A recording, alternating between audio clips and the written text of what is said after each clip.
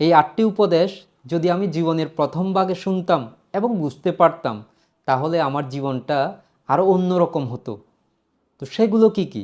প্রথম, যতই বিশ্বস্ত হোক, কারো কাছে নিজের সবটুকু প্রকাশ করবেন না। নিজের একান্ত গোপনীয় বিষয়গুলো নিজের কাছেই রাখুন। দ্বিতীয়, যদি আপনি ভালো কিছু হতে চান এবং করতে চান, তাহলে সমালোচনা এবং নিন্দার জন্য নিজেকে প্রস্তুত রাখুন। তৃতীয়, আপনার কেরিয়ার যতই ভালো হোক, সেই কেরিয়ারের জন্য নিজের স্বাস্থ্যকে অবহেলা করবেন না, কারণ আপনার কেরিয়ারের চেয়ে আপনার স্বাস্থ্য অনেক বেশি মূল্যবান। চতুর্থ, যদি আপনি বুঝতে পারেন কাজটা আপনি একাই করতে পারবেন, তাহলে পৃথিবীর কেউই আপনাকে আটকিয়ে রাখতে পারবে না। আপনি হয়ে উঠবেন অপ্রতিরোধ্য শক্তি।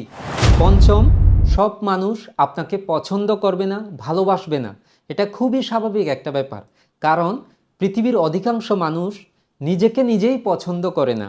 ষষ্ঠ, সব কিছু আপনার প্ল্যান মাফিক হবে না, সেজন্য পরিবর্তিত পরিস্থিতিতে নিজেকে অ্যাডপ্ট করার জন্য তৈরি রাখুন।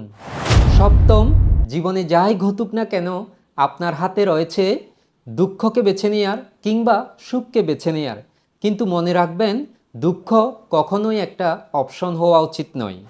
অষ্টম, যে বিষয়গুলো আপনার নিয়ন্ত্রণের বাইরে, সেগুলো নিয়ে চিন্তা করতে করতে অধিক প্রেশার নিয়ে সময় নষ্ট করার কোনো মানে হয় না।